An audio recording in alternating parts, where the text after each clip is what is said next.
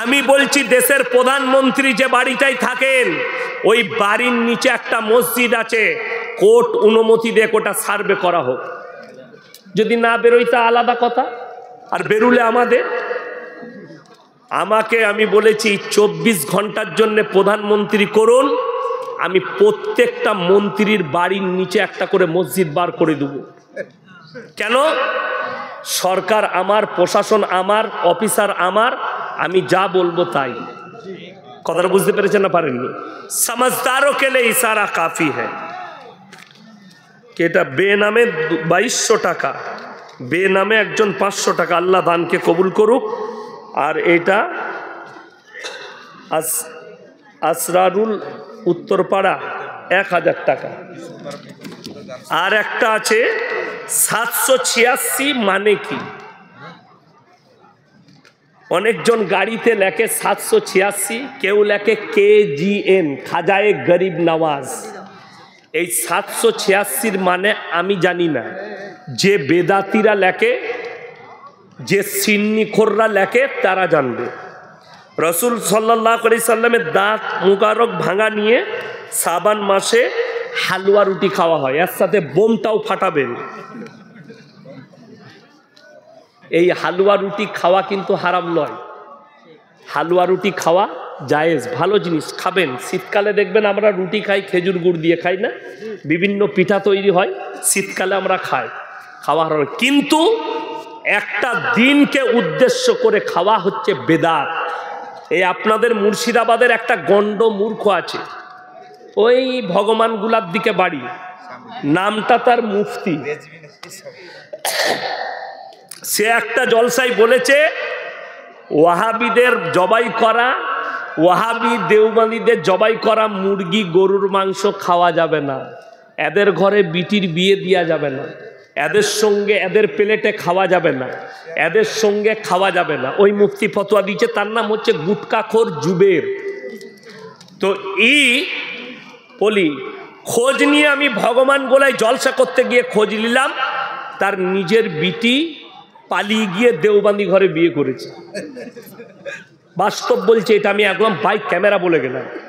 এটা যদি মিথ্যা হয় সে আমার নামে কেস করুক, আমি প্রুফ দিয়ে দেবো ভগবান গোলায় গিয়ে। আমি প্রুফ নিয়ে বলছি, চলুন। যে বলছে যে ওয়াহাবিদের সঙ্গে বিয়ে দেওয়া যাবে না, এদের জবাই করা মুরগির মাংস খাওয়া যাবে না, ওই হারামখোর কিছুদিন আগে উমরা করতে গেল, মক্কায় যে মাঠবেলটা বিছিয়েছে ওয়াহাবিরা, মক্কায় যে হোটেলগুলো আছে ওয়াহাবিদের, মক্কায় যে হোটেলে খাচ্ছে রান্না করছে ওয়াহাবিরা, সেইখানে যে জমজমের কূপের মেশিনটা বসাইছে ওয়াহাবিরা। তাহলে এর থেকে বড় হারামখোর কেউ আছে? আজীব কথা। কোনো ব্যক্তি মারা গেলে লাউড স্পিকারে বলা যাবে কিনা? দেখুন, গ্রামে একটা ঘরে আগুন লেগেছে, গ্রামে একটা বাড়িতে আগুন লেগেছে, যেখানে মাইকের ব্যবস্থা থাকবে, মাইকে হেঁকে দিলে সব লোকগুলো 1 মিনিটে জড়ো হবে না? হবে না? বিপদের সংকেত বলা যাবে। মানুষ মারা গেছে, বেগুনবাড়ি বড় গ্রাম, খবর পৌঁছাবে না, কেউ বাজারে আছে, কেউ অমুক জায়গায়, মাইকে বলে দিলে সবারই কাছে পৌঁছে যাবে। এই মারা যাওয়া মৃতর খবর বলা যাবে, বাকি ছাগল হারিয়ে গিয়েছে, ছাগলটা লাল রঙের সাদা রঙের বলা যাবে না, গরু হারিয়ে গিয়েছে লাল রঙের সাদা রঙের বলা যাবে না, ছাগল হারাইছে, হাঁস হারাইছে, মুরগি হারাইছে, ডিম হারাইছে, কিংবা কন্ট্রোলের এলান হয় অনেক জায়গায়, চলবে না। সমাজ সেবার ব্যাপারে কোনো এলান করা যাবে না। যদি পঞ্চায়েতের কোনো কাজ হয়, পঞ্চায়েত আলাদা টোটোতে মাইক ভাড়া করে এলান করবে, মসজিদের মাইকে এলান করা যাবে না। একমাত্র গ্রামের বিপদ, আগুন লেগেছে কিংবা কেউ মারা গেছে, এই দুটো এলান করা যেতে পারে। কথাটা বুঝে এলো? এই যেমন জুম্মার দিনে এলান হয় না, অনেক মসজিদে দেখবেন আজকে জুম্মার দিন, এখন ঘড়ির টাইম 11:30, একদম বেদাত, হাঁকা যাবে না। তোকে মনে পড়াতে হবে কেন? জুম্মার দিন তুই জানিস না? আল্লাহ কোরআনে বলেছে। তো যেগুলো অপ্রয়োজনীয় জিনিস সেগুলো ইসলামে নাই। হালুয়া রুটি করে খান, শীতকাল আছে ভালো লাগবে, কিন্তু শবে বরাতের হালুয়া রুটি নাই, আপনার নবীজির দাঁত ভাঙার হালুয়া রুটি নাই। এই মুর্শিদাবাদী অনেক জায়গায় আছে, পহেলা মাঘ, কোন মাঘ বললাম? পহেলা মাঘ কি উপলক্ষে? এই উপলক্ষে করে খানা করে পহেলা মাঘ কাজী সাহেব। কাজী সাহেব বলে কোনো পীর ছিল, তার নামে ফিস্টি করে, গরু জবাই করে, একদম শরীয়তে জায়েজ নাই। আল্লাহ ব্যতীত কারুর নামে উৎসর্গ করা জিনিস কি? হারাম।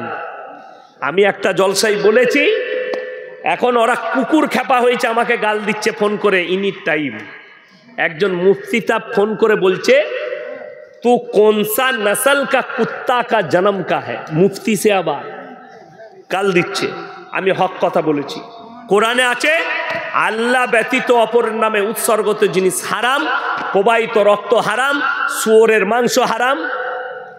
আপনি যে বললেন মারা গেলে মসজিদে বলা যাবে, প্রমাণ আছে এটা? হ্যাঁ, প্রমাণ আছে কিসে? এই মানুষ মারা গেলে যে মসজিদে বলা যাবে।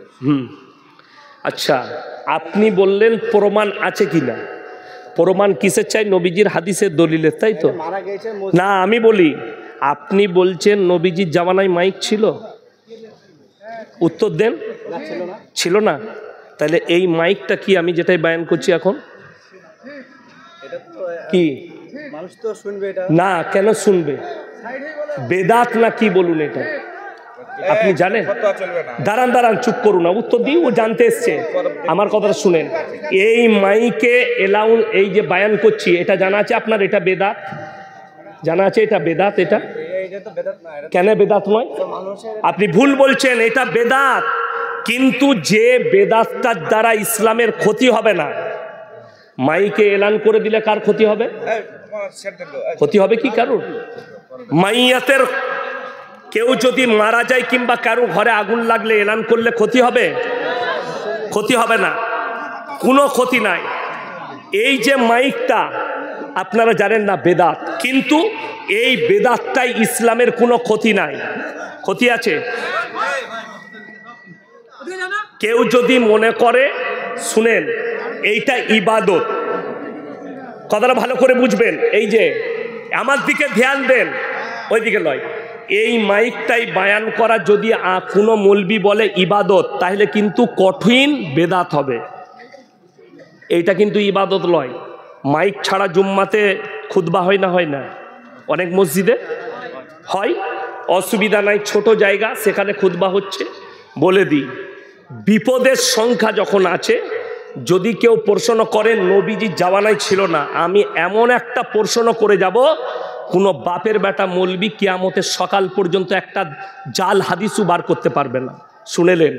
মোষ খাওয়া, মোষের মাংস খাওয়া হালাল না হারাম? হালাল। আমি চ্যালেঞ্জ ছুড়লাম, যদি হালাল হয়, হালালটা প্রমাণ হয়েছে কোরআন থেকে, হাদিস থেকে নয়। কেন? কোরআনে আছে গরুর আচরণের যতগুলো প্রাণী আছে হালাল। একটা যদি কোনো মৌলবি হাদিস বার করতে পারে যে নবীজি কিংবা সাহাবিরা কেউ মোষের মাংস খেয়েছে, হাদিস থেকে প্রমাণ, আমি ইয়াসিন জীবনে আর বক্তব্য দেবো না। একটা বার করুন, চ্যালেঞ্জ এটা, হাদিসে নাই। তা বলে কি হারাম হবে? নবীজি জামানায় ছিল না, সেটা কি হারাম হয়ে যাবে? সময় কাল পাত্র হিসাবে আল্লাহ, হাদিস একদম স্পষ্ট আছে, তোমরা পায়ে হেঁটে হজ করো, রসুলের হাদিস। প্লেনে মানুষ হজ করতে যাচ্ছে না? যায়নি কেন? সেই যুগে ছিল না, এই যুগে সুবিধা আছে। এই যুগে যদি কেউ পায়ে হেঁটে যায়, তার হজ করাটা হবে লোক দেখানো হজ করা। জামানা পাল্টিয়েছে। আজকে চেয়ারে বসে বক্তব্য দিচ্ছি, যিনি বলছেন নবীজির জামানায় মাইকে হাদিস থেকে প্রমাণ চাই, এই চেয়ারে বসা নবীজির জামানায় ছিল? আমরা মৌলবীরা আজকে চেয়ারে বসে খানা খাচ্ছি না? খাইনি? বাড়িতে ডাইনিং টেবিল আছে না? নাই। ডাইনিং টেবিল আছে, আপনি হোটেলে গিয়ে চেয়ারে বসে খাচ্ছেন। যুগ পাল্টিয়েছে, নবীজির জামানায় চেয়ারটা ছিল না। তাহলে বলবেন এটাও বেদাত। আমার ভাই, সব সময় জানবেন, যদি ইবাদতের মান নিয়ে আসেন কোনো জায়গাকে, এই মাইকটা বায়ান করা যদি কোনো মৌলবি বলে ইবাদত, একদম কঠিন বেদাত হবে। ইবাদত নয়, সময় মানুষের কাছে পৌঁছাবে, বার্তা পৌঁছাবে। এই যে মোবাইলে রেকর্ডিং হচ্ছে, আপনি প্রশ্ন করতে পারেন যে অন্য লোক যদি অন্য কিছু ভিডিও করে, সেটা আপনারা বলছেন জায়েজ নাই, আপনাদের জলসা ভিডিও করে ছাড়া হচ্ছে, এটা কি করে জায়েজ হতে পারে? এই বায়ানের দ্বারা অমুসলিমের কাছে ইসলাম পৌঁছাচ্ছে না পৌঁছায়নি আপনাদের জানা নেই। শুধুমাত্র এই সোশ্যাল মিডিয়ার কারণে আজকে ডাক্তার জাকির নায়েক ভারতে না বাইরে, তার প্রচার ভারতে আসছে না আসে নাই? কার মাধ্যম দিয়ে আসছে? Mobile, social media. 2015 থেকে 21 পর্যন্ত যে বাগেশ্বর ধাম বাবাকে দেখছেন বলছে হিন্দু রাষ্ট্র বানাতে হবে, তার একটাই কারণ 5 বছরের ভেতরে 13 লাখ অন্য ধর্মের মানুষ ইসলাম কবুল করেছে। জোরে বলুন সুবহানাল্লাহ। কার মাধ্যম দিয়ে? Social media. এই মোবাইলে বয়ান শুনে, এই মোবাইলে জলসা।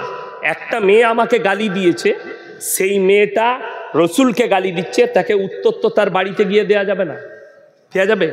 সোশ্যাল মিডিয়ায় দিয়েছে, সোশ্যাল মিডিয়ায় তাকে উত্তর দিতে হবে। এইটা হচ্ছে ইসলাম। যদি মনে করি এই মোবাইলে বয়ান ছাড়াটা ইবাদত, গোলমাল। আপনি যদি মনে করেন মাইকে মানুষ মারা গেলে এলান করাটা ইবাদত, তাহলে বেদাত। প্রয়োজন হলে আপনি এলান করতে পারেন বিপদে। একজনের ঘরে আগুন লেগেছে, আপনি বলছেন এলান করা যাবে না, কেউ পৌঁছালো না, ঘরটা পুড়ে ছাই হয়ে গেল, কিংবা কেউ মারা গেল, গোটা গ্রামবাসী দায়ী হবে। এটা মাথায় রাখবে। একটা প্রাণ বাঁচানো মানে গোটা মানব সমাজকে বাঁচানোর সমান নেকি কোরআনে আছে।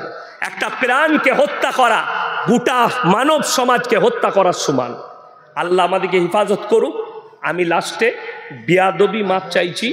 রবীন্দ্রনাথ ঠাকুর বলেছে, গাইতে শিখেছো থামতে শিখেছো তো। আমার কোনো দিন, আজকে একটা বড় ভুল করলাম এই প্রশ্নের উত্তর দিতে গিয়ে, যে বক্তাকে বসিয়ে রেখে কথা বলা, এর থেকে বড় বিয়াদবি আর কিছু নয়। আমি ওই জন্যে প্রধান বক্তার কাছে ক্ষমা প্রার্থী, এবং উনি আমার কাছের মানুষ, অন্তরের মানুষ, ওনাকে মন থেকে দোয়া দিচ্ছি। আর মাশাআল্লাহ চাদরে 22,410 টাকা আর 73টা কোরআন শরীফের পয়সা। মাশাআল্লাহ। আল্লাহ যিনারা হাত বাড়িয়েছেন, আল্লাহ তুমি তাদের দিকে রহমতের হাত বাড়িয়ে দাও। আল্লাহ যারা কোরআনের জন্য হাত বাড়িয়েছে, তুমি তাদের দিকে রহমতের হাত বাড়িয়ে দাও। আল্লাহ আমাদের জানে মালে ইজ্জতে বরকত দাও। আজকের জলসাকে আল্লাহ কবুল করে নাও। আমার ভাই যারা আরও দাঁড়িয়ে আছেন, একটু জমে বসে যান। আমার পরে যিনি আসছেন তিনি একজন জ্ঞানী মানুষ এবং প্রধান বক্তা আজকের জলসা, তিনিও আমার কাছের মানুষ। আল্লাহ উনার হায়াতে বরকত দেখ, উনার ইলমে বরকত দেখ। আমিন। ও আখিরু দাওয়ানা আনিল হামদুলিল্লাহি রাব্বিল আলামিন। ভাই মাইকম্যান, আপনার মাইকটা নিয়ে আসুন।